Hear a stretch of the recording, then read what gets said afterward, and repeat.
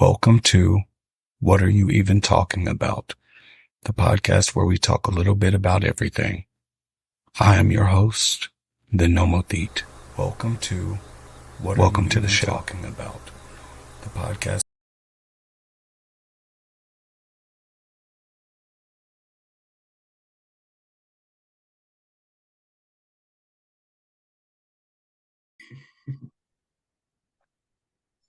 Welcome to What Are You Even Talking About? The podcast where we talk a little bit about everything.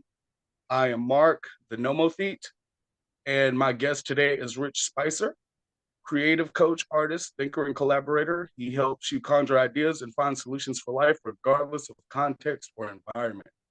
If it's human, he can help. Thank you, Rich, for being here today. You're welcome. Well, we were already talking about a lot of the stuff that we should have been talking about. Yeah, you forgot to push the record button. Yeah, I forgot to push the record button, and we started talking about a lot of different things that, help people in everyday life. We have a lot of thoughts on what we have time for and what we make time for. We started talking a little bit about myself and the things I've gone through, and a lot of what I've gone through is having people tell me I can't do something and me proving them wrong.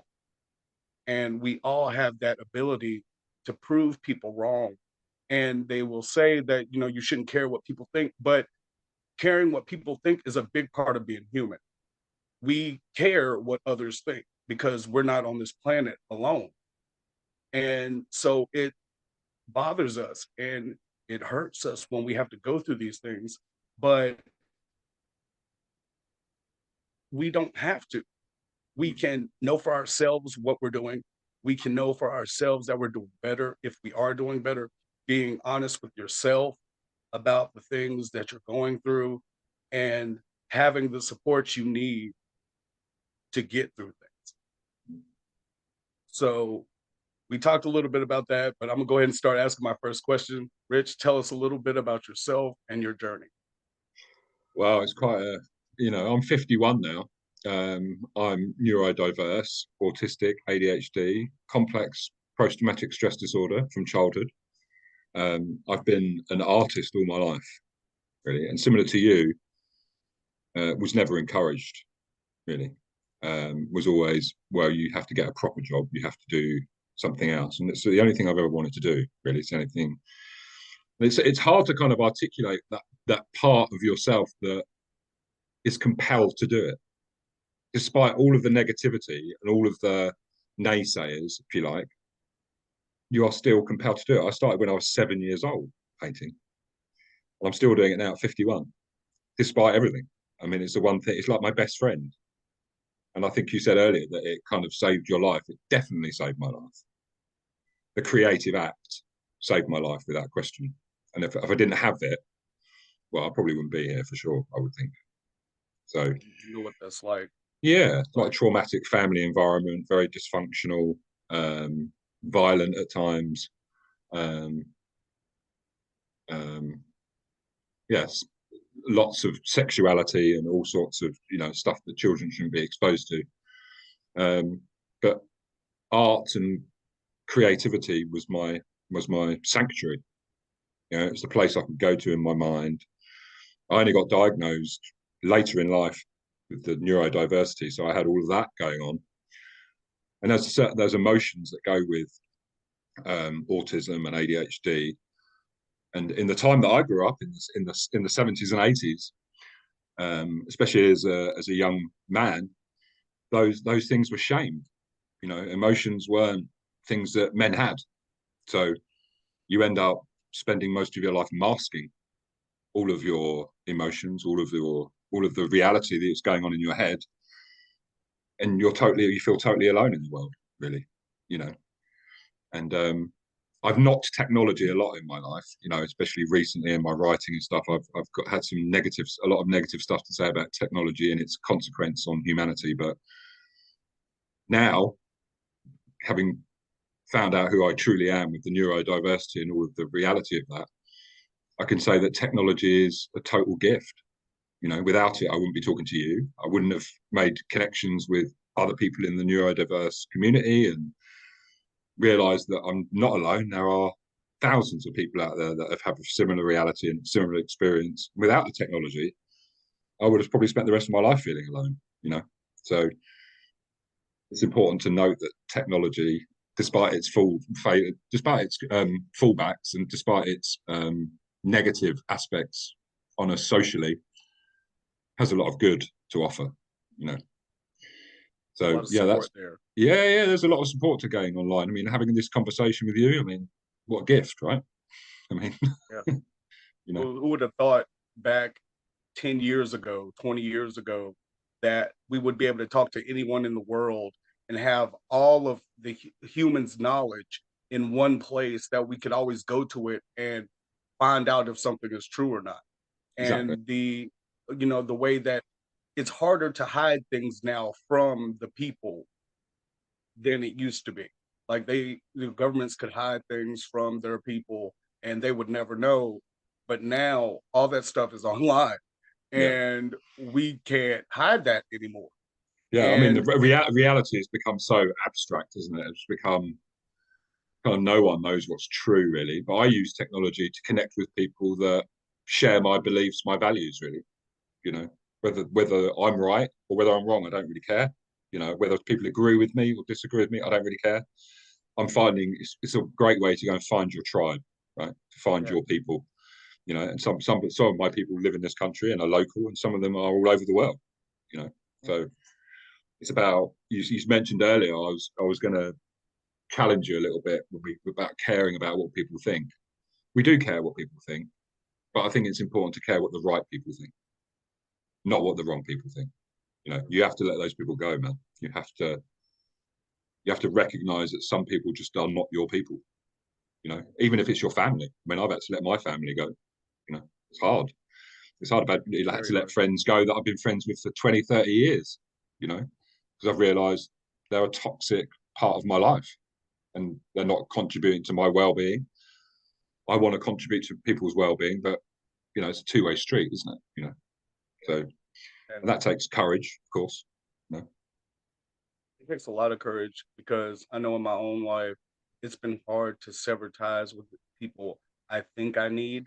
Mm. And just because of over time, they've been a part of my life, and over time the things they've said or done to me weren't the greatest, and you have to be like, okay, these are not my people, no matter if they're blood or not.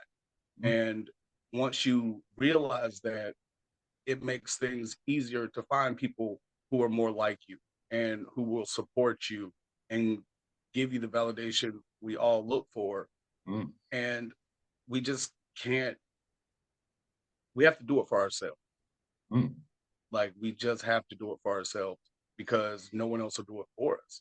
Yeah, and it's a really tough step to take. I think is to step into that unknown and be willing to be alone in it. You know, Yeah. but trust that you will find the people that, if you are authentic, if you're true to yourself, if you speak from your heart, you will find the people that want to be in your life and you want in your life. You know, and it can be a mutual beneficial relationship. But that first step of, you know, stepping out into the world, even later in life, in middle age, is it's a tough thing to do, and most people will avoid that because it's too scary. Right? It's the unknown, you know. Yeah, and not knowing does keep us from doing the things that we need to do and finding what's right for us. Like, because we're just so used to the same, I guess, crap, that you think that's all you'll ever have.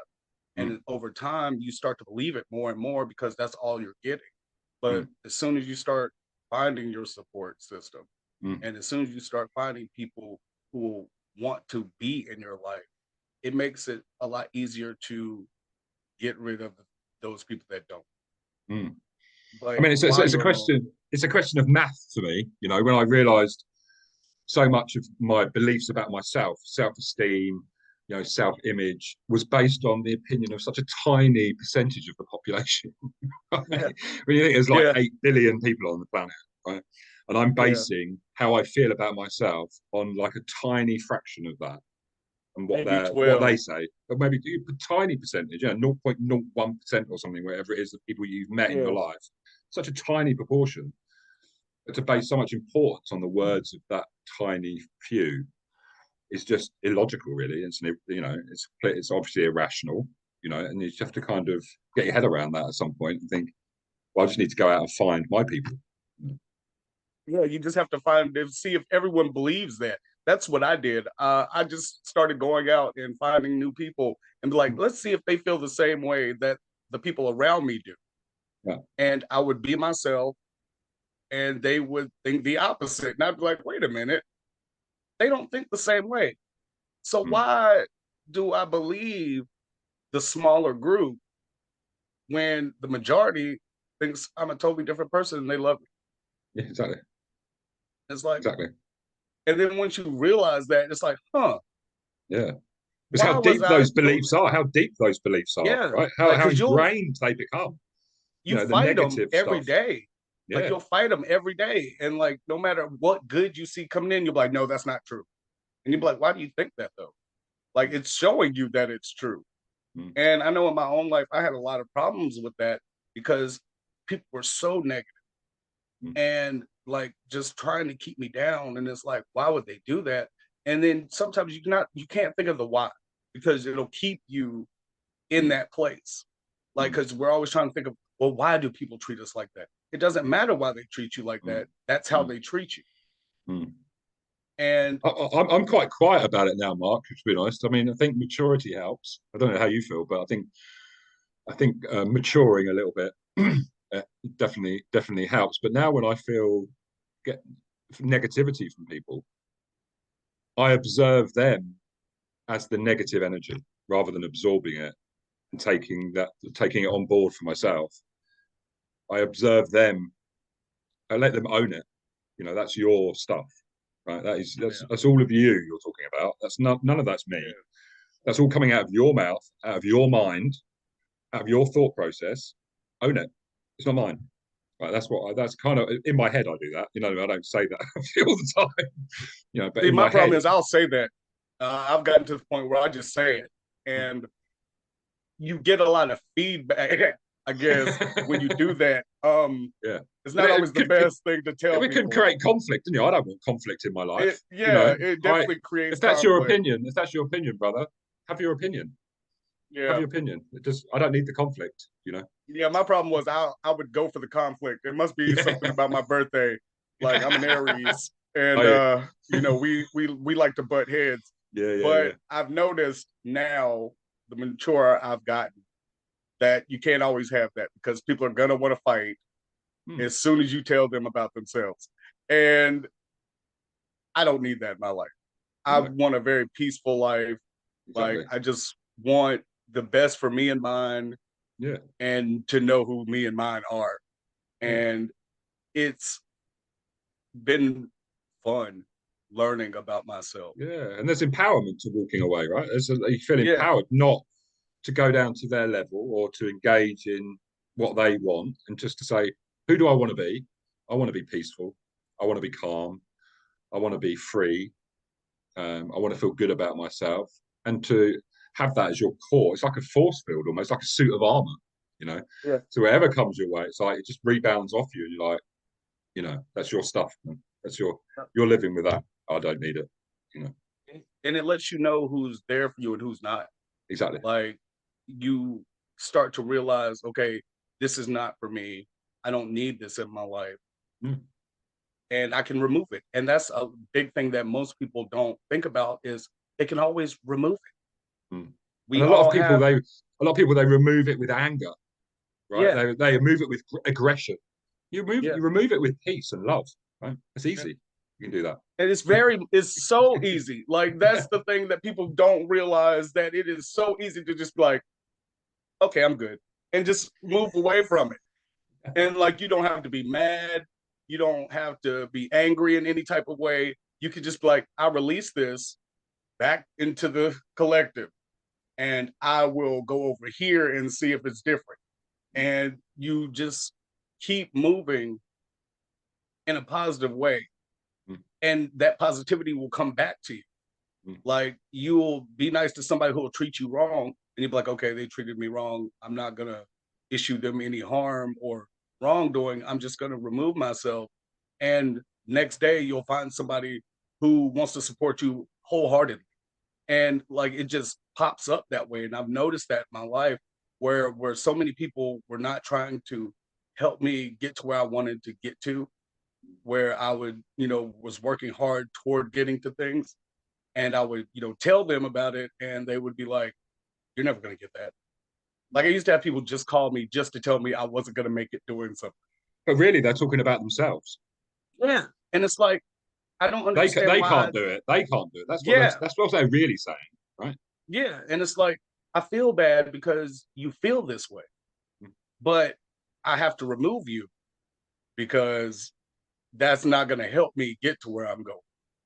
Exactly that. And once I started doing that, it made life so much easier. It made it so much easier. And I was able to see it in people when they were mad about something in their lives. And I'd be like, do you want to talk about it? Like, do you need to get this out? Because it seems like you do, and you're just taking it out on me. And I noticed when I would do that to others, like, it would take me like a day, but I was like, okay, I wasn't mad at them. And I shouldn't have took it out on them. But it was because of things I had been through in my life that had made me that way towards it. And that's something, we have to fight with every day in ourselves, that we don't have to have that aggression toward things, and we don't need it. It doesn't help us in any type of way. It just keeps us from achieving the things that we want to achieve. And, art just helped me achieve more. Like, I decided one day I was going to learn how to draw. This was 4 years ago. And I just started drawing every day, every single day. Didn't matter what I was drawing on a page. It could look horrendous, and it could be big black blobs on pages, and I could see what I was trying to draw. And so I would show it to people, and they'd be like, "That's not good." And I'd be like, "Oh, thank you, thank you, thank you." And they'd be like, "What?" And I'd be like, "Yeah, thank you." I was like, and I would tell them about the picture, what I saw in it. And, no matter what someone says to you about something you drew, you knew what you drew. And so it didn't matter to me so much if they didn't like it or not. I just knew I was trying to get it on paper. That way I got better at my craft. And it helped save my life because I could see the progression in what I was drawing. I could see every day when I would do better than the day before. And then I took that knowledge and applied it to other parts of my life. So, I didn't have a license. So I did everything I had to get my license.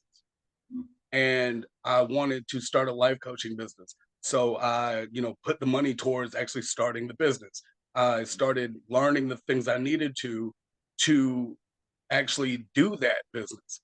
And like, I saw every day where I was achieving, and I started realizing I achieved more in a day than I thought I did. And so, most of the time I would think don't have enough time for this, or this, that I did. And I was putting effort towards that. And once I put that effort toward that, it would come back to me in positive ways. I like to tell people that everything snowballs. Like, no matter if it's positive or negative, you can do positive effort and it'll snowball into more positive things. Or if you do negative things, it'll snowball into more negative things. And I put a lot of work into bettering myself.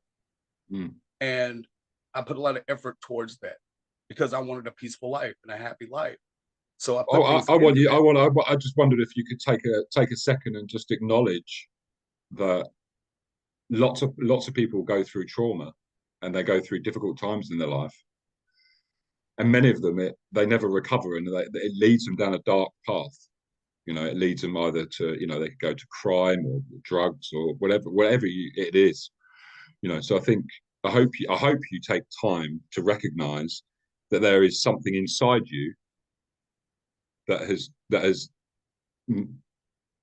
led you to make something positive out of it. To want to help other people, to want to better yourself, to not accept that that's your lot, to accept. I think you should daily, to be honest, recognize that about yourself, right?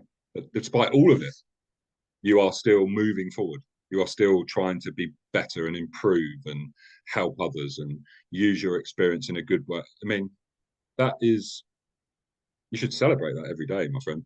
Seriously. And I don't. It's a hard thing for me to do. Yeah, It's one of those well, things I'm still working on every day. yeah, That yeah, to be, I'm grateful, but it's hard to celebrate it. yeah. But you played no part in it. It's something inside of you. I mean, you've played no role in its Yeah, creation. It's just in you somewhere that yeah. has not allowed you to kind of give up. There's something innate within you that's gone, I'm going to turn this into something positive. I'm going to turn something. I'm going to improve myself. That's. I'll tell you a story. I was so down at one point. I've been stood on a bridge, literally going to jump, right? And it's like I describe it as like getting to like a point of a pencil, right? Where it's like a binary choice. Do I give up or do I live? But if I'm going to live, I've got to live, right? It's got to have meaning. It's got to have, but make your choice. Make your choice. And that was the moment. I was like, right, live, right, live. And you have to keep going that direction, Yep. And you have to keep working towards that life. Like, even on days where it's hard, you have to remind yourself that I chose life. And I'm going to do the things I need to do to live. And not just to live, but to live well. Yeah. And we all have the power to do that. I think a lot of people don't really understand that things are their choice. Like, we all we'll give ourselves excuses. We'll say, okay, we can't do it because of this, or we can't do it because of that. But honestly, it's what we choose to put our effort into. And it's difficult, but it's worth it.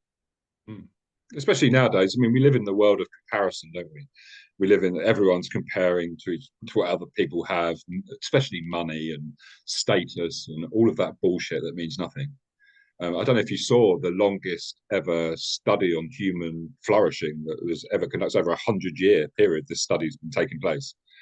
And the results were quite interesting about what constitutes a happy life and a contented life. And it's got nothing to do with money. And it's got nothing to do with status. It's got everything to do with the quality of your relationships. You don't have to have lots of them. It's the quality, not the quantity. And doing something that you find fulfilling. So the guy that was at the top of the list was the guy they thought was the most boring in the study. He was a history teacher, wife, 2 kids, very small, close-knit family, very close circle of friends, history teacher, very rewarding job. And he was the happiest guy they studied. It wasn't the multi-millionaire, the president, and all of this stuff. It was the guy with the simplest life. I remember walking through, because I'm in the south coast of England here, and I remember going to meet a client in Brighton, very high net worth client, right, like millionaire, hedge fund, futures stockbroker type person.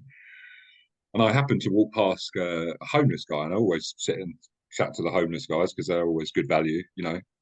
And he was talking about, where are you going, mate? And I was like, I'm just going to see a client, and I was telling him a little bit about him. And he was so stark. This homeless guy was happier than the guy with all the money. Clearly. He was more content. He was more peaceful. He was more self-aware. He was more, and he actually felt sorry for the guy I was going to meet. So it was so interesting to kind of like witness that. But like, wow, that's crazy, right? That a guy on the streets can be more content and happy than a guy who, on the surface, appears to have everything. Right? It was a very interesting kind of experience. It takes being simplistic to be happy. Like, we think it takes all these things to make us happy, but it doesn't. It's very common things that we all want as humans, and that we feel like it's hard to get. Like, we think that things are difficult, and when they don't have to be. They just don't have to be. Like I'm happy with just a few friends and family, Exactly. and the people I've brought into my life, Mm. than some of the people I thought I needed in my life, Mm. or things that I needed in my life, because I did a little bit of everything in my life so far, and I've done many types of jobs and done many types of things. But when it came down to it, it was very simple things that I wanted. I wanted love, acceptance, I wanted peace, respect, and respect. And it's easy to get those things when you're putting effort towards it and applying what you're learning to your life, that proves that you can have these things. Mm. And a lot of us don't know that we can have those things. Like, it's just been beaten into you. Yeah, I mean, we can draw inspiration from other cultures. You know, our Western culture. I mean, our culture is very similar to that in America, right? In the UK, we're like your little brother, kind of. Let's be my Actually, friend. older brother, Please be my friend. brother, Yeah, older brother, older please be my brother. friend. Yeah, but you've grown up to be much bigger and stronger, right? Yeah. So we're just like your little, shadow. But we can take in the Western culture, we've fallen for a trick. You know, we've fallen for the trick that happiness comes through wealth. That's the path to happiness. The path to fulfillment is accumulation of wealth, accumulation of things, working hard all your life. That's the meaning of life. It's not. It's a lie. It's a total lie, and we've completely bought into it. You know, psychologically brainwashed into it, really. And it's an incredibly difficult thing to kind of break out of. You know, that because we can, if you don't have all of those things, which very few people do, this is what we're experiencing in society, is this fracturing of like mental health and fear and low self-esteem and hopelessness and worthlessness, because it's a very small percentage of the population that ever attain that, right? And I don't even think even those people are happy, right? Most of them aren't. For me, it's like an illness, right? I've got a friend who's obsessed with making money, obsessed. It's like he worships the god of money, and I'm like, you're mentally ill, seriously.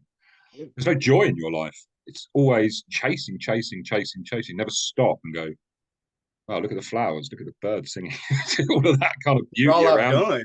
Yeah. Like, just to be like, look at all I've done with what I've had. Yeah. And that's another hard thing for people to do. Like, to just stop for a minute and see the fruits of their labors. Yeah. Like, to see that, I've worked hard my whole life. I have a home. I have people who love me. I have a dog that maybe love me, like, or a pet of some sort. And at the end of the day, if you died right then, you'd be content with just those things. And that's why I try to tell people too is, bam, you're dead. What is the first things you're thinking about?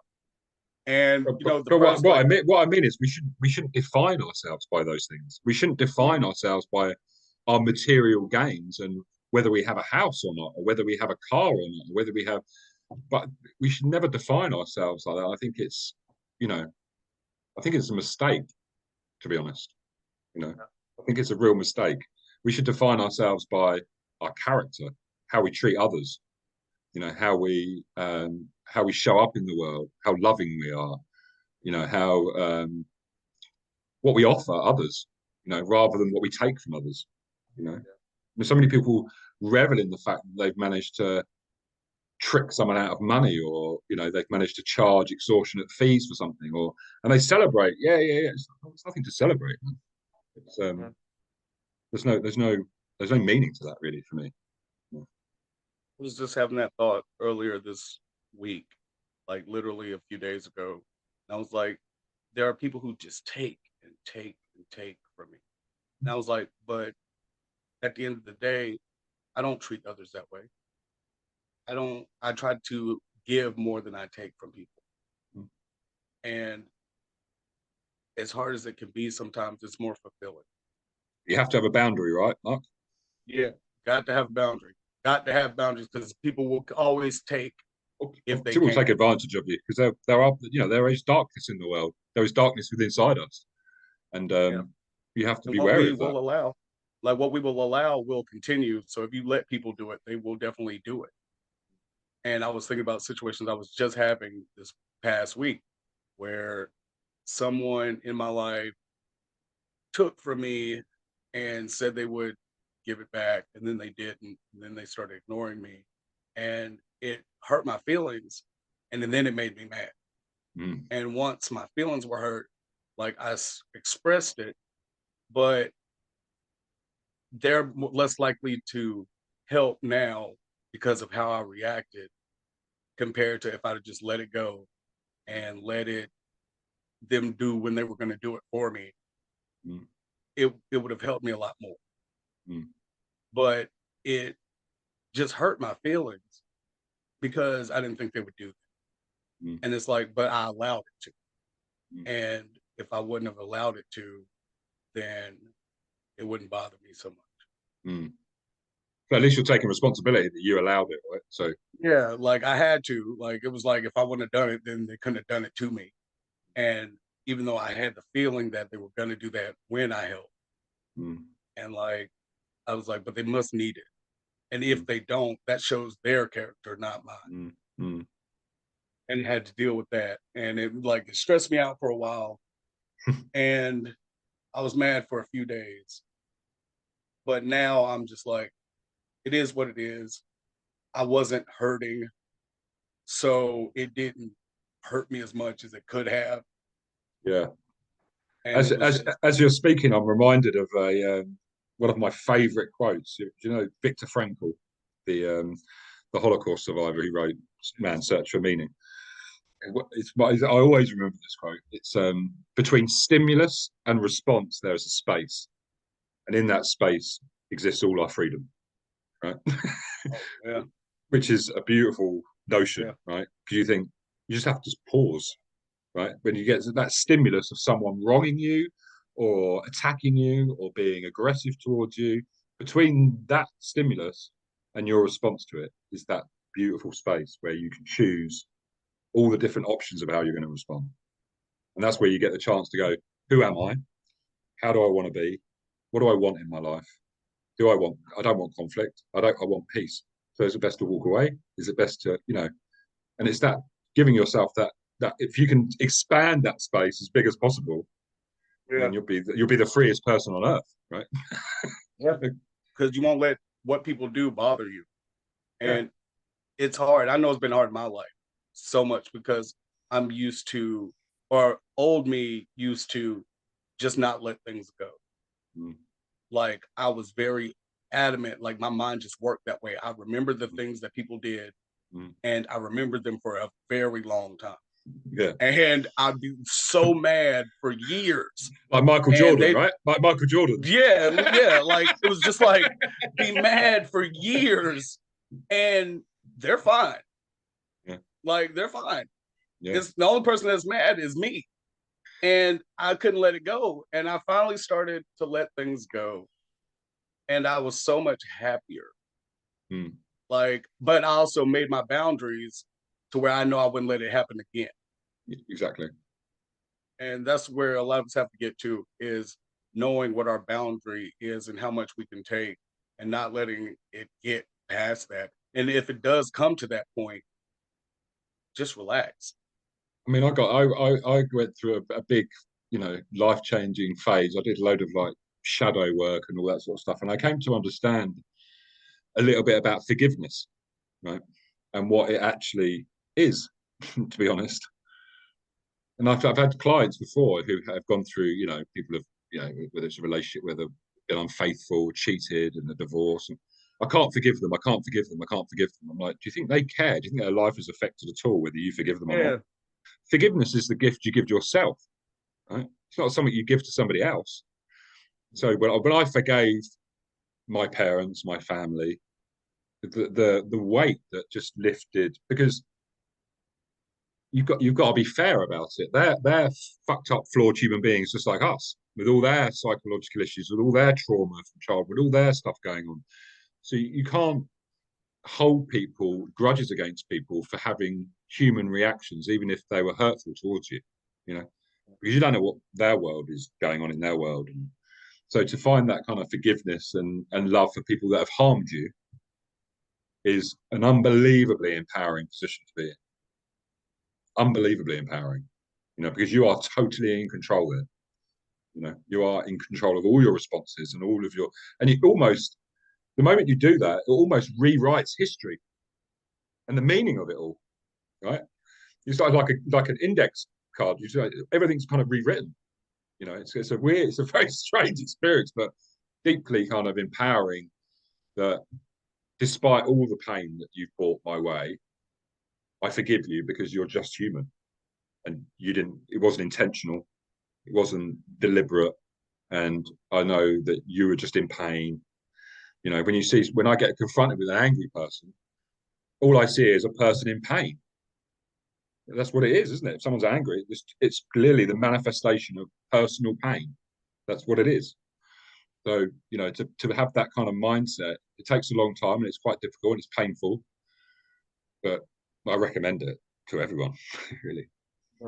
Definitely. It's funny that you say that, because when I decided I could go back in time, this is what I decided. And what I did was I made a circle on the floor, and that was my clock. So if I walked clockwise, I was going in the future. And if I was walking counterclockwise, I was going in the past. So what I would do is I'd walk the circle counterclockwise, and I would stop at points that hurt me in my life. And I let it go. And I forgave the people I needed to in my own mind. And then I kept walking. And I just went through my whole life and started to become okay with situations that had bothered me for years, or situations that just bothered me in general. And I let it go. And then I turned around and I started walking clockwise. Mm-hmm. And I passed all those points, and I could get through those points better. Mm-hmm. And so I kept walking forward, and I was like, well, what does the future hold? Let's go. And I'd walk my circle clockwise till I would get to the future. And I'm like, these are the things I want. And then so I started putting effort into those things. I was like, making plans and doing the things I needed to know those things would come to me when they were supposed to. And it just helped me so much, because I got through the pain of the hurt. And nobody was with me. Nobody was around me. I wasn't actually or not apologizing, but forgiving people who were there. I was doing it all in my mind. Yeah. And I was going through literally the darkest night of my soul. And I was hearing things and seeing things that weren't there, because as listeners know that I was diagnosed schizoaffective, and sometimes I hear and see things that aren't there. And I was seeing these terrible things, and then something just said, Mark, it's all in your head. Everything is all in your head. Everything in this world is in your head. Exactly that, my friend. You can choose, and you choose what's yours and what's not. And you choose the things that bother you. Somebody said something to you, yes, but you took it a certain way, and that's why it's hurting you the way it is. And you don't have to let it do that. So I got through it. I was having arguments in my mind with people that I'd always wanted to have this argument with, and I got through it. And then it would be funny, because those people would show up within 4 or 5 days, and I'd have that argument out, and I'd be like, I know I've said this to you before, and they're like, what are you talking about? And I was like, I was having the argument in my mind with you, and I said all of these things. You're just so happened to say it, or actually saying the things that you said in my mind. And I was like, wow, that shows you how smart I am. I knew exactly what they were going to say. And it was when you realize that, that's the case, you can forgive them a lot easier, because you're like, I knew you would act like that. And I knew how I was going to retort. So I already reacted in my mind and got as mad as I could get and stomp around and yell, but I was yelling to myself. So when they got there was no yelling. There was no aggressiveness. There was just me relating the information that I already know. And it helped me so much. It just helped me so much. And I got through it. And that's another thing that people don't realize much, is that we get through everything. Like, we live long enough to be like, oh, this bothers me, but you live through it. You live through it. So it didn't bother you as much as you thought it did, because you got through it. Yeah. And you'll continue to get through things. And that's what we do as humans. We get through it. This too shall pass, as they say, right? This too shall pass. And it'll always pass as long as you're living. Like, no matter what it is. And so you don't have to hold a grudge, and you don't have to stay mad, because that was my thing, was to stay mad until they fix it. Yeah. And that never really worked. Like, because you're the only person getting damaged by that, aren't you? Yeah. Yeah. Like, it was just, I was hurting, and I was hurting, and I was hurting, and I was continuing to allow people to hurt me. That, I got to my point, my edge point, and I was just like, what we were talking about earlier, either you live or you don't. And I was like, I want to live. And that was the first time in my life where I'd ever thought that. It was the first time in my life where I wanted to live. And I fought for it. I continue to fight for it. Because it's not something that you can just say, do once, and it stops after that. You have to keep fighting for yourself. And a lot of people don't. Like, they give up, and it's hard for them, but it's a mindset thing. Like, I think a lot of people just accept their lot, I think, and just accept that this is what life is, and this is how life is. But it doesn't have to be that way, right? Yeah, it really doesn't. Like, we can make it whatever we want. That's probably one of the best gifts we have as humans, is we can technically do whatever we want on this planet. Like, well, yeah, our minds are certainly capable of creating whatever meaning we care to conjure from even the most traumatic of experiences. Right? I remember seeing an interview after the tsunami, and this blew my mind, by the way. And they were interviewing a guy who'd lost his wife and 2 sons in the tsunami, right? And they're interviewing, and like they do, how do you feel? Stupid question. But he was saying, I feel grateful.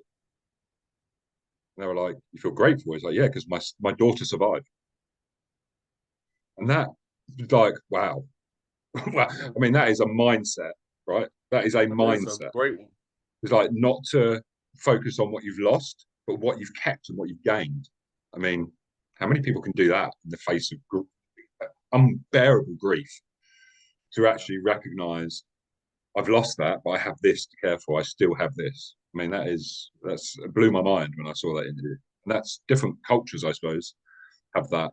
It was amazing. But, I mean, it's also something that we can all learn. That was another thing I've noticed this in the past 5 days, was that what we decide we need and what we decide we want, we can make happen. And if one person shows, like, in humanity, in all of humanity, if one person can do it, we can all do it. And that's on a positive or a negative way. If someone shows that it's possible, that means we can all do it. And that's amazing to me, because that means anything could be possible as long as someone thinks it and shows it's possible. And we have a really good habit as humans to do that. Like, we decided we wanted to fly like birds, so we built machines that let us fly. We decided we want to do what things do in the universe. We want to move through the universe, and we decided to build something to get us in there. Like, we have this innate ability to do the things we want, and to act like other things in the universe.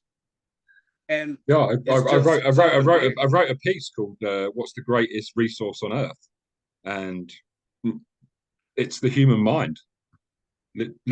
The creative power and the innovation and the imagination that our minds carry is remarkable. Truly, we can rewrite history and the meaning of history, our own personal history, through our imaginations. Because the truth is, that's where they come from. that's where those traumatic memories come from. They're all are now imaginary, right? We imagined them.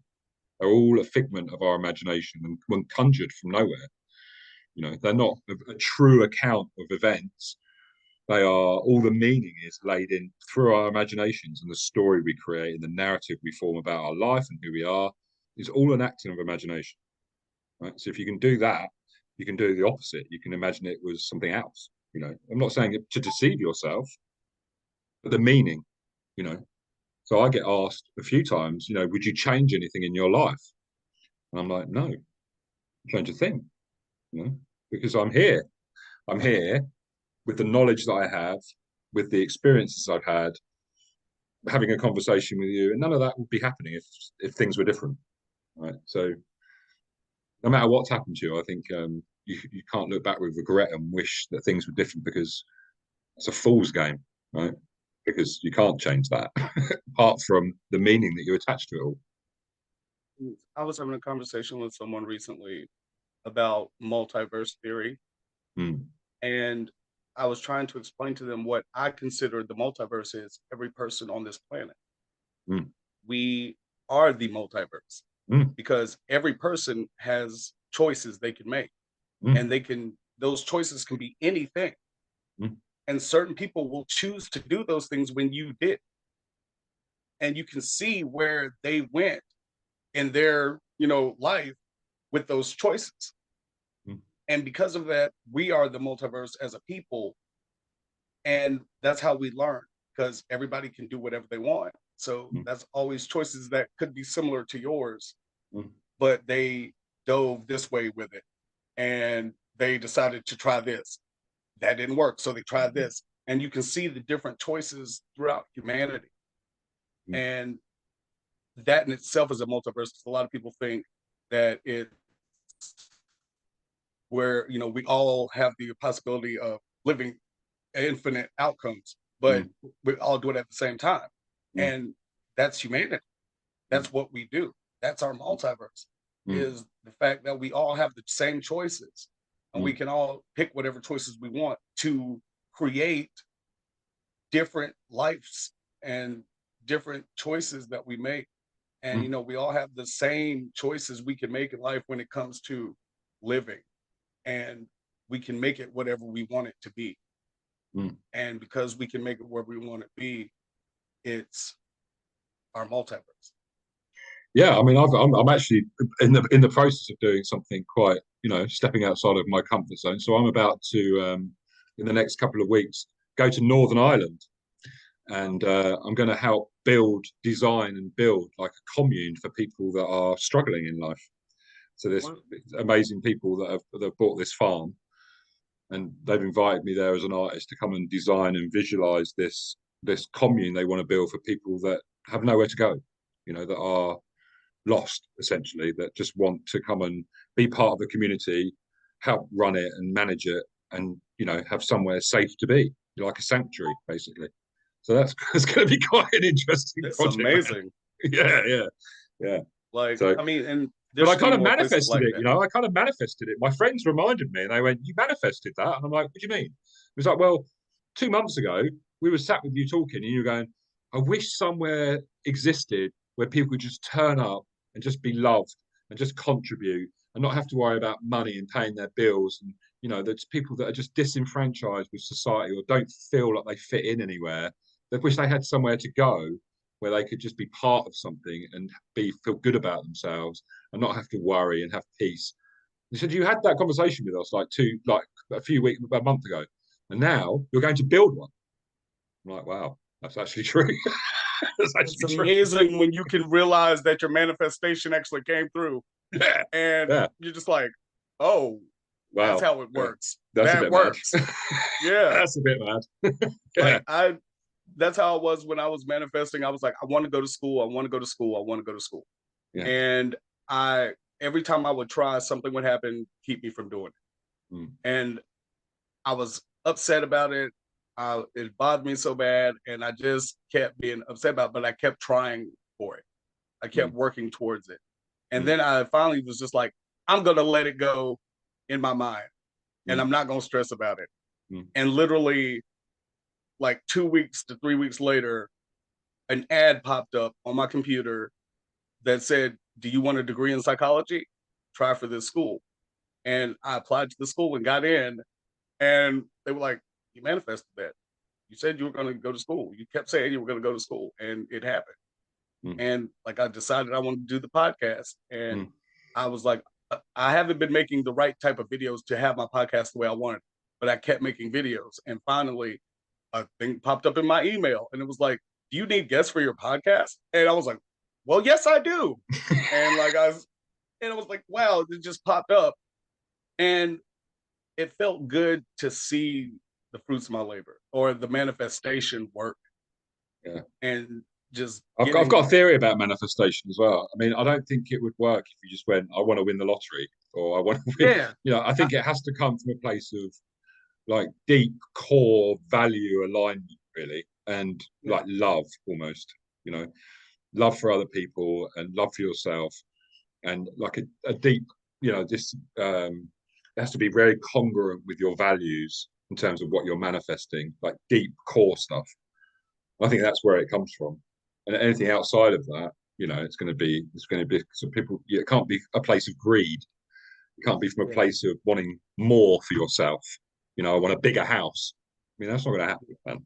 You know what I mean? We're talking about bigger, meaningful stuff here, right? That's the manifestation. You know, adding value to the world, being stuff that's outside of you. You know, and putting effort toward those things. Like, you can't just say you want something to happen and then not do anything about it. Exactly. Like, you have to put things in place, and you have to work on building that. And noticing, Mark, right? Noticing as well, right? Yeah. You have to notice when it turns up. Yeah. And because, you know, you don't want to mess up and choose something different. And then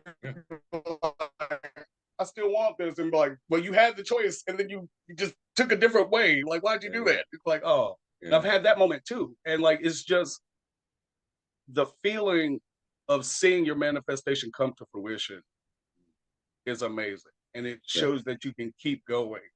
And seeing other people's manifestations coming to light show you that it's possible for you to as well. And I feel like that's a big power of ours too, is the fact once we see someone else do something, we're like, I could do that. And it puts the seed in your mind for those things to happen. And so the more we see people manifesting things and getting those things shows us that we can do that as well. Yeah. And I feel like it's a thing that a lot of people need to see. Yeah, so and I've only just recently come to realise how important art is in all of this for me. What role art has played in all of this. And, those were the questions I had for you too. Yeah, I mean, it's. So I couldn't give a shit about the finished product, right? The finished painting. I'm ambivalent to it. I'm ambivalent to it. I just don't care. I don't really care that much about it. It's the process that I love, right? It's starting with a blank canvas and not knowing what it's going to become, right? So this painting behind me, for example, is it's called "The Land of a Thousand Thoughts," and it's my friend said, "What's it like being in your head? What's it like being in your brain as an autistic ADHD person? What's it like?" And well, how do you articulate it for a start? It's not as difficult. So I decided to paint it, and it was an automatic painting, and it just kind of. I didn't really put any conscious thought into composition or anything. I just started painting, just started making marks, and this is what it became: Land of a Thousand Thoughts. But it's starting with the blank. It's starting with the blank canvas, you know, and then the feeling that you get when I don't know, man. It's weird. I look at them in the end and go, I can't even remember doing it. Okay, did I do that? Did I do that? But how the fuck did that happen? It's like a mystery almost. Yep. You know, I've been doing it for so long. It's more of an unconscious process, I suppose. But it is kind of like I still don't understand where it comes from, if I'm honest. Right? I still don't. But I know how fulfilling that kind of, and this is what I would recommend to your listeners or whoever. There's something about making a mark with your hand. There's something primitively fulfilling about that. You know, whether it be writing on a pad, drawing, painting, whatever it is, there's something about your mind to your hand making a mark and creating something that didn't exist before. There is something deeply human and fulfilling about that. And the mindful, it's almost like meditation, really, like this mindfulness, what it does in turn for your well-being and your sense of peace. You can get lost in it. I mean, when I get hyper-focused badly with my neurodiversity, so I can lose 9 hours and it feels like 10 minutes, right? I literally paint for 9 hours. Like, are you actually going to come in a minute? And I'm like, how long have I been here? And they were like 9 hours, Rich, you've been painting? I'm like, really? Oh, shit. So you can literally lose yourself. I've had people ask me, like, because I'll draw something until I'm done with it.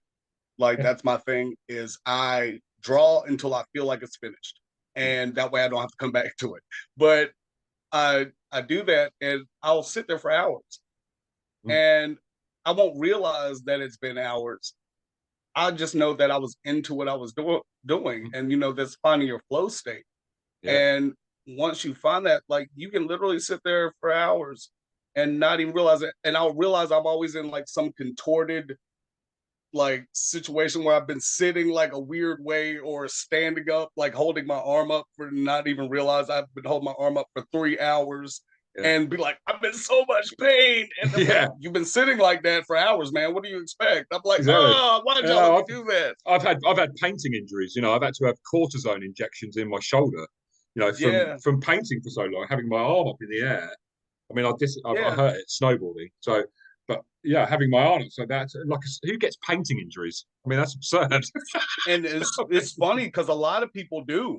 Like, but here's a picture I did. I do the same thing where I just draw and put lines on the paper until something comes up. And I love it. I love it. But I'm resisting the urge to kind of turn it into something, because it's just what the human brain does. It kind of turns it into something. No, that's the point. That's the point of it, is that you look at it and whatever you see is there. Yeah. It's not so much what the artist does. It's just what you see, and you can turn it in any direction. And find something. Yeah. I love it. And like, that's just how I've started drawing. And that's why they come out like black blobs on pages usually, is because I'll keep drawing, because I'll keep seeing stuff. And I'll start to draw something here, and then I'll look over here and see something else. And I'm like, I have to get to it right now. And that was a part of my psychosis as well, is I kept hearing a voice saying, once it's completed, you'll know. And I was like, okay, what do I need to complete? And they were like, everything. And so I was like trying to draw it, and I was trying to explain it to people during my psychosis, that I was like, God gave me this mission and I have to finish the drawing. But the drawing is never finished because there's always somebody's different viewpoint of it. So it's like a never ending battle of trying to complete a painting or a picture when you don't have every side like view of it. I've given up trying to see paintings as finished, because you can always do more, right? I get to a point where I'm like, I'm going to do another one. I want to start another one, But my what I'd really love is I just love if just one person listening to this conversation just overcomes the very thing that stops them from taking up like some kind of artistic practice. And it's kind of like a blank canvas syndrome, right? It's the fear of getting it wrong, the fear of not doing it right. Do you know what I mean? Or worrying about what the end product will look like, focusing on the outcome. Someone else is going to think. Yeah, focusing on the outcome and whether people will like it, or whether it be any good. And it's just, seriously, just start. Whoever's listening, just pick up a pencil and start. It doesn't matter what it ends up looking like. Just enjoy the process. It's all about the process and nothing else. See, I would tell myself, I was like, Mark, just draw. Just draw. And so what I would do is, when I get a blank canvas or a blank piece of paper, the first thing I'll do is just make a mark on it. Yeah. Like, it doesn't matter what it is. I just made one mark on it. I'm like, okay, now it's not blank. Exactly. Now you can do whatever you want to on the page, because it's already been marked. And it's not empty. Go from that one line and do whatever. And you can. And it's free. to that point. And I've stopped doing that recently because I've just gotten so busy to where I don't draw as much as I was drawing, because I was drawing every day, multiple drawings a day. And so now it's like one, but I'm like, I still did the one. And it's still creating something out of nothing. And so many people can get different viewpoints from it that it's always going to be something. And then I feel better. Yeah. Because I'm like, it's always going to be something to somebody. And that's what humans are. Like, there's always different viewpoints. It's interesting you telling that story, because I had an art student once who I remember standing next to him, and he had this big blank canvas in front of me. He was just looking at the canvas like this, and I was like looking at him, looking at the canvas, looking at him, looking at the canvas. He was like, I was like, yeah. He was like, I don't know. And I threw my cup of coffee over it. I literally had a cup of coffee, and I just went. He goes, I can start now. And it's like that act of me doing that kind of freed his brain. You can see it. It's like, oh, I can literally do anything. I'm like, yeah, you can literally do anything you want. I think people become overwhelmed, like with a blank canvas. Yeah, like you're just like, it can be anything. Draw anything. So you're just like, overwhelmed. Yeah, it's just you get more overwhelmed the longer you look at the blank canvas. Yeah, and like this one's got to be. This one's the one. This one is going to be the one. It's like, no, this is just each one is like a stepping stone in my life. Yeah, each one is just tells a story of a moment in my life. I mean, I've done hundreds, thousands of paintings probably, but each one is just a stepping stone to the next. There's never kind of, this is the one. This is the one that's going to be the best. This is going to be the best painting. They're just part of the story of my life, really. And that's all they are, That's all they are, Like they're moments of It's just like this idea of where to start, and I always think it's like a metaphor, really, it's almost like a metaphor of life, starting with this blank canvas, and it's like that, that kind of the greatest journey starts with a single step. Same with a painting; it starts with a single mark. It doesn't have to be the right mark, any mark. It doesn't have to be, My friends always tell me, because I like friends come and sit with me while I'm painting sometimes, and they see it develop, and then they go home and they come back a week later and goes, "Where's that painting you were doing?" And I was like, "This is it." And they're like, "Fuck off! It's a completely different painting." I'm like, "Yeah, of course, of course it is."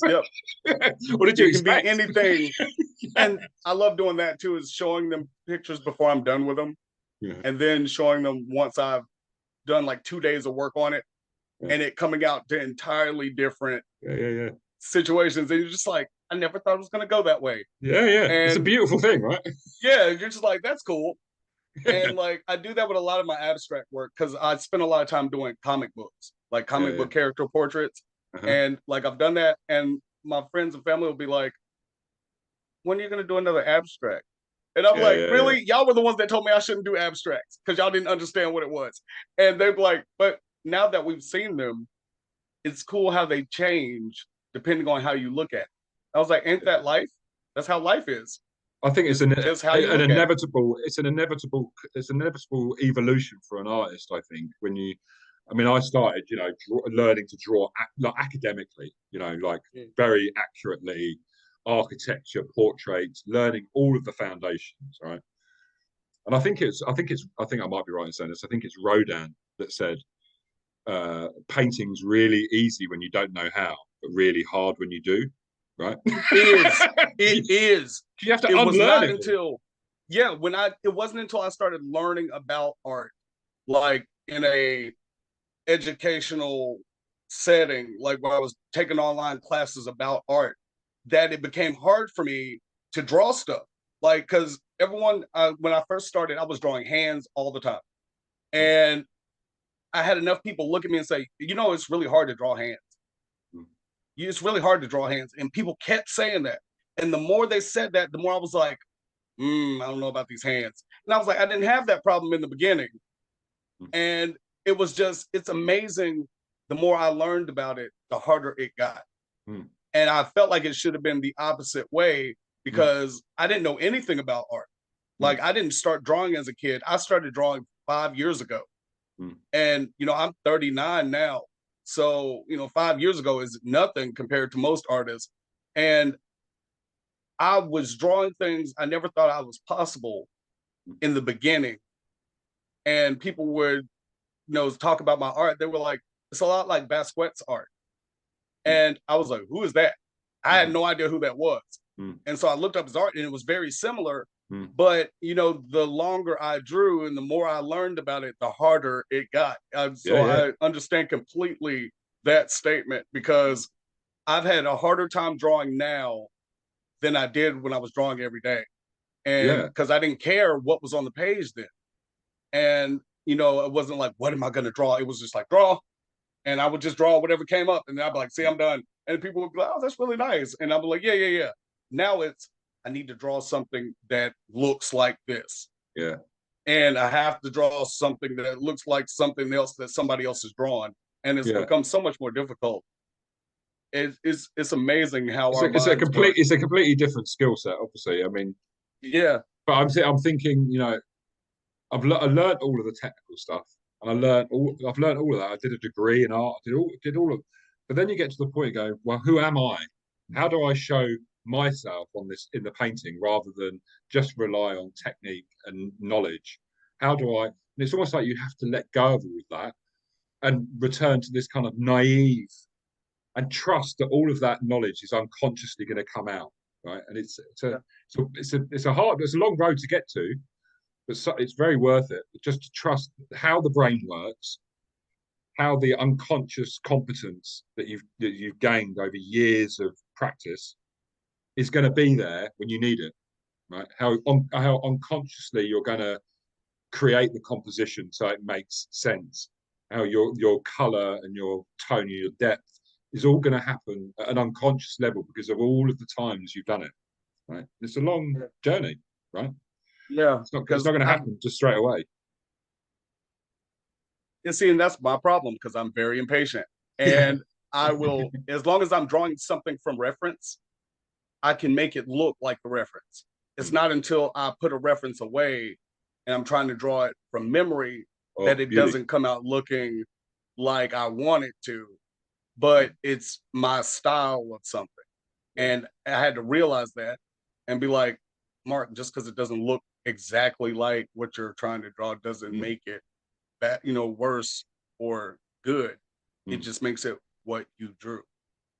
And once you have a firmer hand and longer at doing this, it'll become more like that. I would invest my own money in someone that paints from memory and from their heart over anyone that paints from a photograph or realistically. That's just my personal opinion, because I want the artist. I don't want, and this was the big shift in art, right? This was the big shift in art that kind of, I guess, Turner started, maybe, that it was the painting was a representation of something. So it was the subject matter that was important. And then things became more abstract, and it became the object itself. The painting was the art, the object itself, not the subject matter, right? Yeah. So the first one was like that black canvas, wasn't it? That the art was it was more about the object, the painting itself, rather than what the painting was of, you know. And that's what I'm drawn to. I'm drawn to that. Like Basquiat is amazing, you know. I think I want to see the artist's soul, really. You know, I don't want to see their skill. It leaves me cold seeing someone who can paint skillfully, realistically. Yeah. So fucking what? So what? Yeah, because it doesn't show who you are. Like, no. It just shows that you can do technical stuff. And technical stuff. I have to get better with that, because I bought a painting kit and I haven't painted. I've painted maybe 3 or 4 pictures. That's all. And so I've been worried about starting to paint. So the painting set has been sitting here 4 months and I haven't opened it. I'm just look at it every few days. I'm just like, today is going to be the day. And then I'm like, no, I don't know what I want to paint.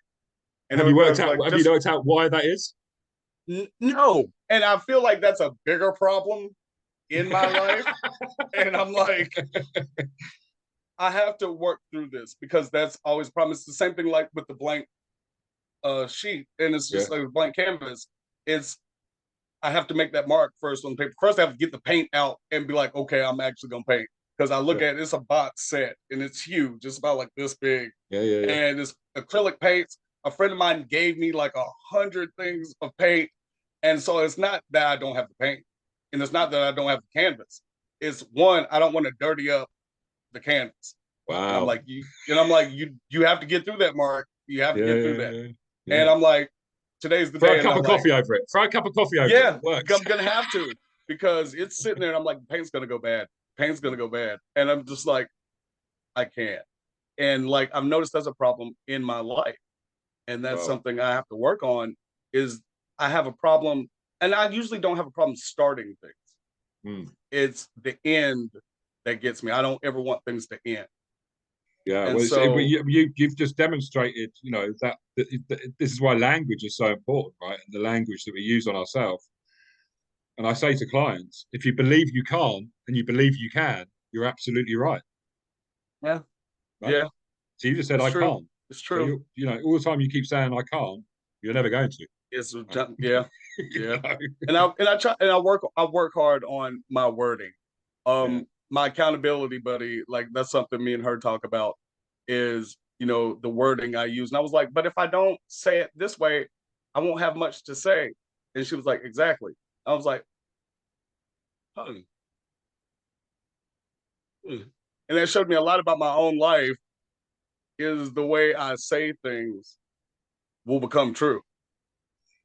Yeah.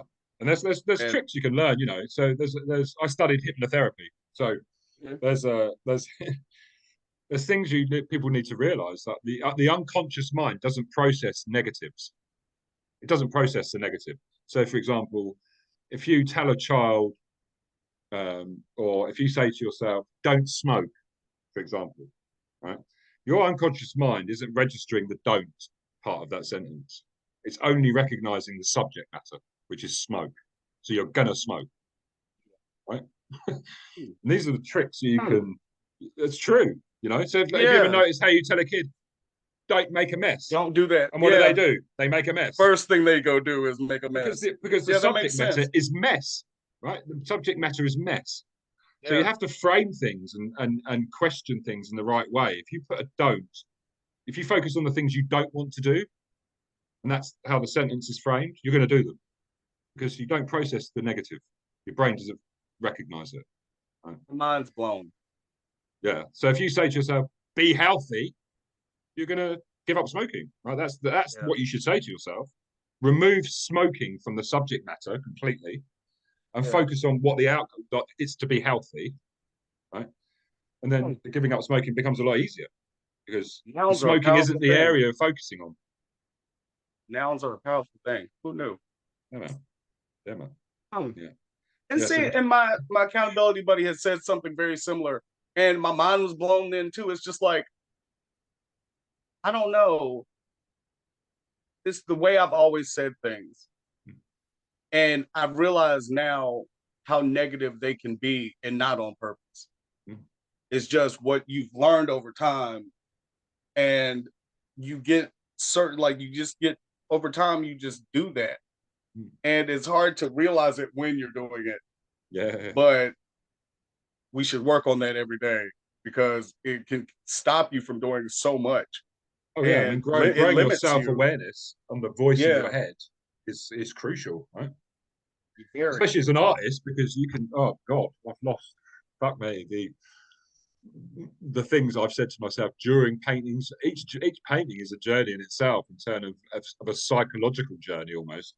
And you think, Jesus, the things I've been trying to, the imposter syndrome, and all of this kind of negative stuff that kind of just happens to us automatically. What do they call them? They call them negative automatic thoughts, don't they? And to be aware of them, and then to ground yourself again, and to step away and then come back in the right mindset.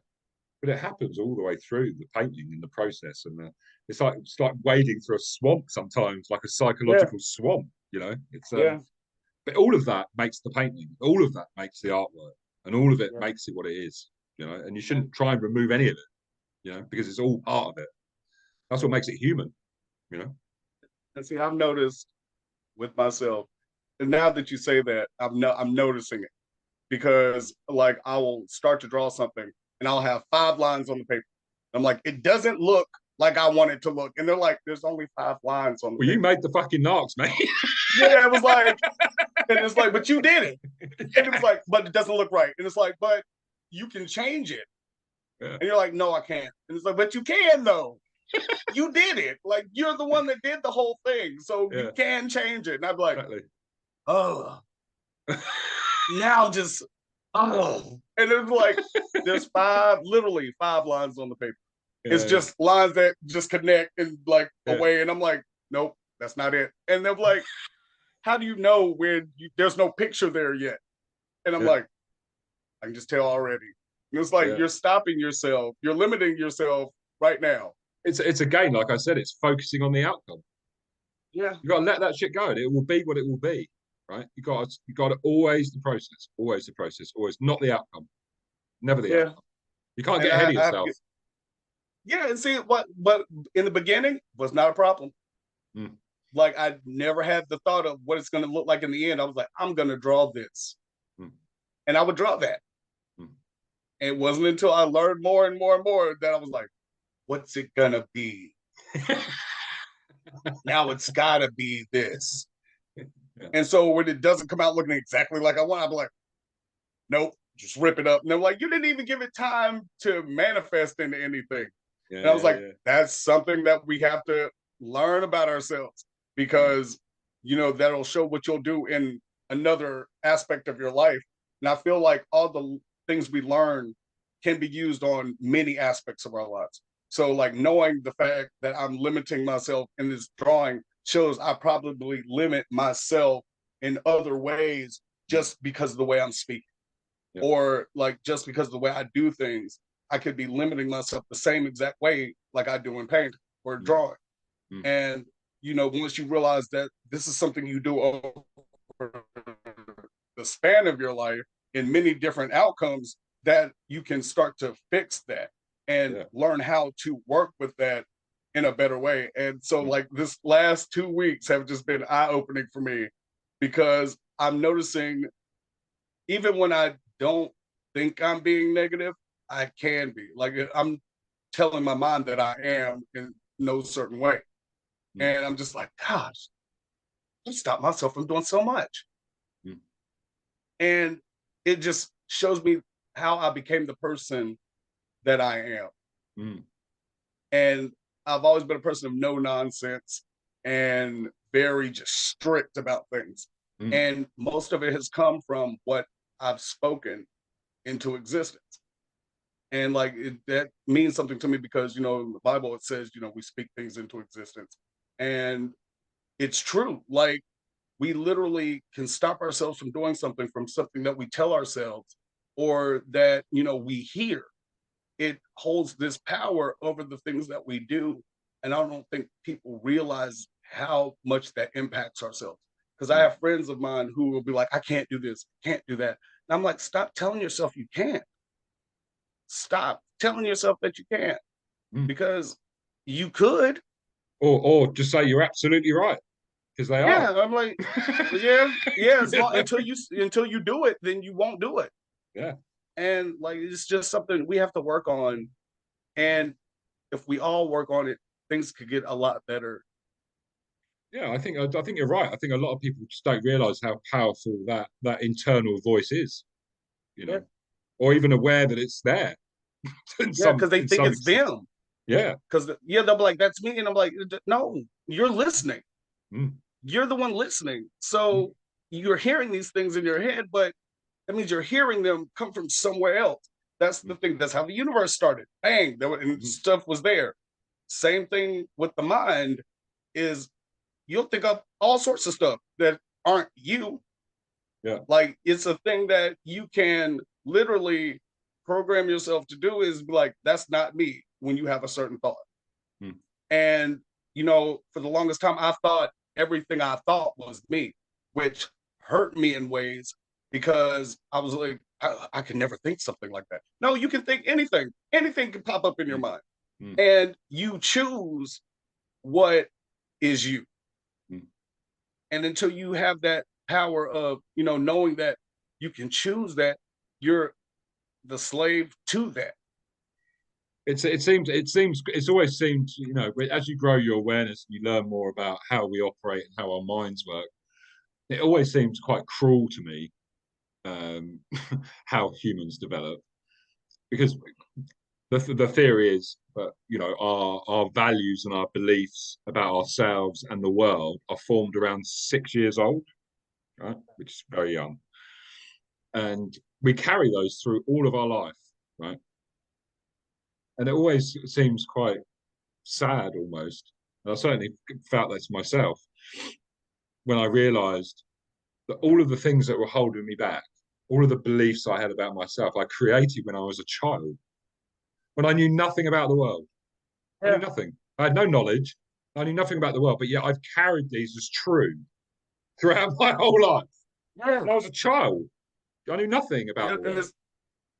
It's so amazing that we would let that. There's so much life after childhood that, you know, we hold on to those things as the default of who we are and what we can accomplish, and we're that young. Like, so what much did we stuff know? What did we happens know? after that. We created them. They were just so Yeah. naive. The whole thing's so naive. But yet It we became true. validated them all through our lives into adulthood, thinking they're absolutely true about us. Yeah.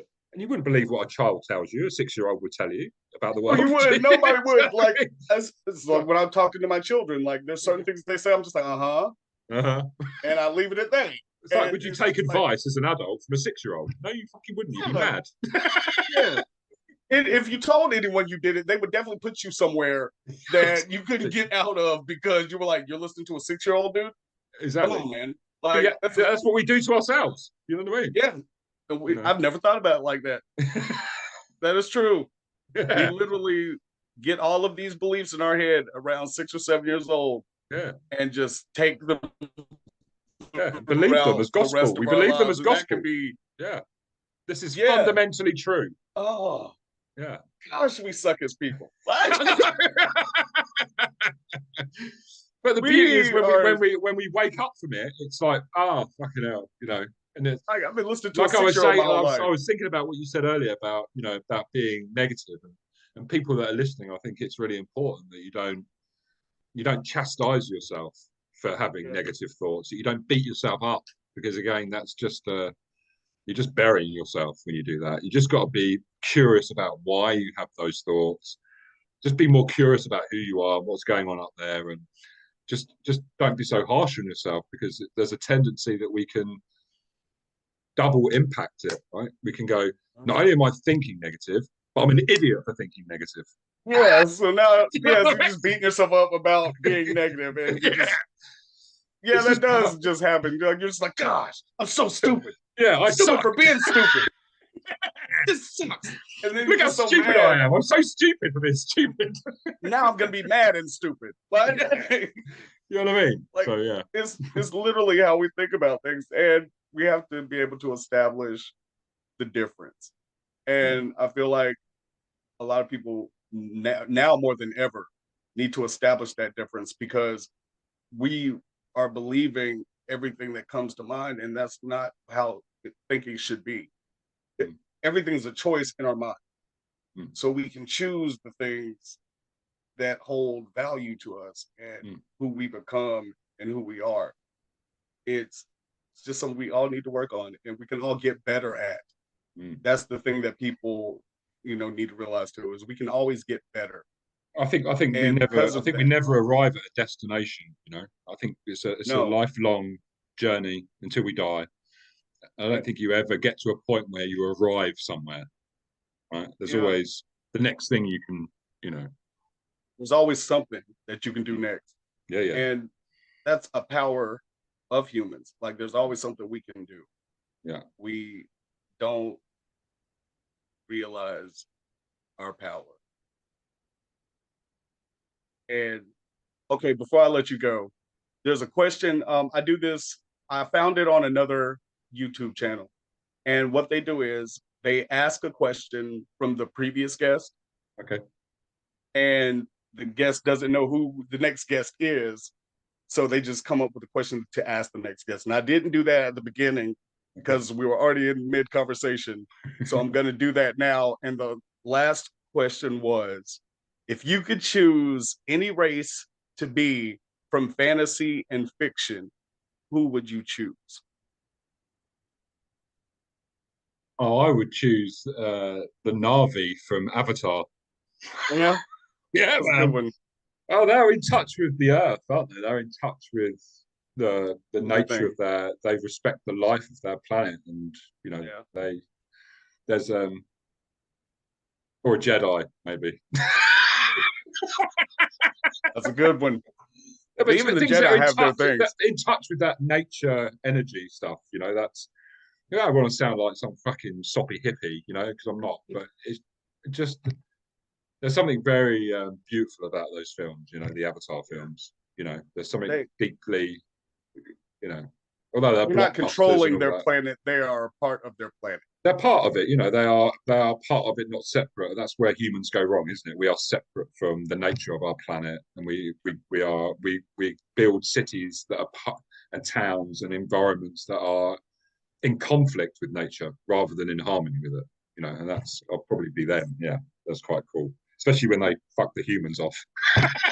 Yeah, once they were like, and the fact that they called their stuff unobtainium. Unobtainium, that's the best ever, because it was like, were you able to obtain it? No, we were not. No, we were not able to obtain it. It's unobtainable. Like, see, and that's what we tell ourselves. As soon as they named it, they knew they weren't going to get it. Like, it was just like, self-fulfilling prophecy, wasn't it? Yes, it was. They just messed themselves up on that. If they'd have called it obtainium, they would have gotten it. Okay, so what is the next question you have for the guest that comes after you? I think something about creativity, because this is my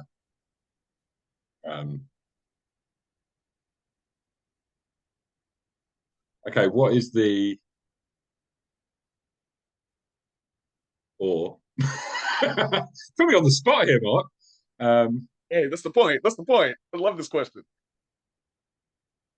How do we bring more creativity back into humanity and society? I have very strong views about our education system. I don't know about what it's like in America, but over here, I mean, we teach uncreative behavior, right? We teach. Yes. There was a big study done by a guy called, I can't remember his name now, George Lamb, maybe, that rings a bell. But how they did a study on, they did children from the age of 5. Every 5 years, they tested these children in terms of their creative, innovative mindset and what they were capable of in terms of creativity. At the age of 5, 95% of children showed genius levels of innovation, right? Genius levels. By the time they left school, it was down to like 15%. Mm-hmm. They went through the education system. They literally had all the innovation and creative ability pulled out of them. And I think we've got to do something about that. We've got to do something about it. Otherwise, we are doomed, because this is the thing that's going to get us out of it, right? Yeah. And that's the thing about creativity. It's so important to have creativity in life. Because if it wasn't for creativity, we wouldn't do all the amazing things that we've done. Like, it took someone being like, I'm going to be creative in a certain way, and this is going to happen. We were talking about that earlier. It was like, we decided we wanted to fly like birds, so we built something that we could fly like birds in. You know, we decided we wanted not to live in the woods anymore, so we built something that we didn't have to live in the woods. Like, it's always has to be something creative to start that in us, which leads us to the point of it's not always, we're not always very creative in a good way, right? No. So you could argue that the motor car is not the best invention ever created, right? You could argue that the smartphone's not the internet. You could argue that social media. You could argue that all the things that, like I just said, that are directly in conflict with nature are probably not the best. Plastic is probably not the best invention we've ever come up with, right? Yeah, and you find out a lot of these things were, they came up with by mistake. Like, I was just watching a YouTube video about that yesterday, and it was just like all the things that we've invented that came out of mistakes, and it was like, yeah, we should have left that in the mistake territory. And and just left it alone, but we didn't, and now we're where we're at. And it's just something that Oppenheimer's the new film, isn't it, about the atomic bomb? yeah, I mean, yeah, just because you can doesn't mean you should. Yeah, and that thing that you created may destroy a planet, and that shows you the power of our minds too. That we can literally create anything, Yeah. And no matter if it's good or bad, there's always two sides to every story about something that's been created. And that's the thing about art, is that people can see it in many different ways. And it just takes whatever the majority is going to see it as is what people are going to think. And we just got to work on that. Well, I think I've believed for a long time that artists are the people that will save the world. So long live artists, I say. I mean, there's a I'm gonna let you go after this, but there's it's not a study. I think they put a computer program into making music, and what it does, it's basically trying to come up with a song of everything. So what they're doing is they go through every different version of this song that they can come up with to make it different. And then over time, they're gonna let it play, and it should be able to play everything we've ever thought we could think of. And AI worries me, Mark. It worries me too. Big time, it worries me too. I mean, this is the opposite of helping human creativity flourish. This is like dumbing us down, right? Yeah, because everybody can use it for anything, and they're not actually putting their own creativity towards it. Like there's a program that'll let you speak like you. So like you can write out something to this, like you literally write a program out, or you write out something that you want it to cover, and that writes like you, and it will simulate writing like you. Oh man, it can't ever do that. I don't believe it. I've tried it, and it's creepily accurate. Yeah. Like, but it's more like an impressionist, though, isn't it? It's more like an impressionist. So, like Seth MacFarlane might be able to do your voice, but it's not you, is it? You know? Yeah, but he's not you. Yeah, and I've tried it out because I was like, I have hard problems writing sometimes, and that would help me. And it wrote, but you could tell where it wasn't human. Like certain things it would say, I was like, no human would actually say that. Yeah, exactly. And you have to work around that. So what I do is I'll take that and I'll let it write out a script for me, and then I'll tweak it. Like I'll take parts out and I'll add parts to it. That way it's still me. I just didn't have to write the basic part of it, which is where I have the problem when I'm starting, is how to get it all on paper. So if people use it, once again, like humans do things where it's still creative, use it. But where it's taking over is you're just letting this program do all your work. That's not good. But what does that do to your brain? I mean, you're just dumbing yourself down, aren't you? Just what are you going to use your brain for? If it's not for that. Yeah, like there's nothing else you can use it for, except not to be like, you'll be anxious and scared all the time, and not having to work at something. Like that's something our brains need to do at all times, is be working on something, or it dumbs us down. Yeah, we're constantly searching this instant gratification, right? Yeah. The quickest route to getting to what we want. I mean, sometimes it's like I keep saying, the process is the joy, right? Yes. Learning something is the joy. Learning a musical instrument, learning a new language, learning how to paint. It's the process of learning where the joy is, not the outcome of actually knowing how to do it, but the journey of doing it. That's where all the joy is. Yeah, and we'll miss out on that if we let AI do all the things we think it should be able to do. 100%. Like they really want there to be no work, and you have to work. There has to be effort applied, or you won't get anything out of it. Like if something can do everything for me, then what do I learn? What do I teach? How do I feel? Like it all comes from your experience. And if there's no experience, then there's nothing. Exactly. And most people won't ever see it that way. But thank you for being on the show. It has been a pleasure. It's been a joy to have you on the show. I hope to have you be on another show, because you're a great guest. Thank you. You understand where I'm coming from. Yeah. So hopefully the listeners will gather something And out of it. rejoice, I'm pretty Mark. sure they Seriously, will. rejoice. Find a way to rejoice in the nature of your brain and how it works, right? And I know it's a tough journey because people will take you the wrong way, being neurodiverse, autistic, or whatever it is. But just rejoice in it because it makes you who you are and makes you unique and makes you a beautiful human being. That's it. Appreciate that. Thank you so much. And I'll work on man. that. I'm working on that. That's what my accountability partner keeps me doing. So I'm definitely working on it. So thank you so much for being on the You're show. welcome. We You're hope welcome. to have you back. I'd love to be back. Where can it be viewed? Because my friends are bound to be going, oh, where can I watch it? Oh, YouTube. It's going to be on YouTube. I'll send you the links and everything for it. Okay, send me the link. Yeah, cool. One more question. I keep saying that, but it keeps being one more question. You keep them coming. Where can we find you online? Like, how do we get in touch with you for services? And well, my new website, my new art website is richspicerart.com. And you can find me on LinkedIn. You can put the link on for my LinkedIn.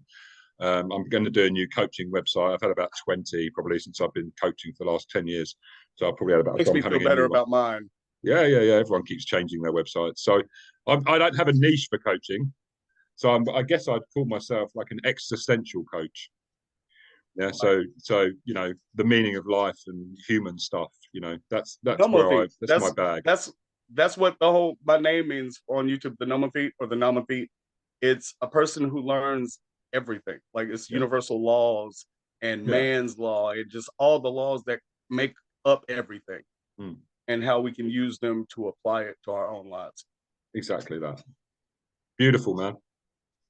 All right. I appreciate you for being on the show. Thank you so much. We will have you back on the show again. You have a wonderful day. Thank you very much. Thanks very much for having me. Thank you. All right. You have a good day. You take care. Take care, man.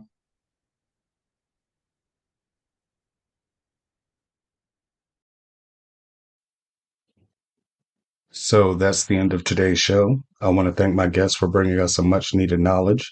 It was greatly appreciated and valued. And I want to thank you, the listener, for letting me bring you some knowledge you maybe didn't have and hope you can apply it to your everyday life.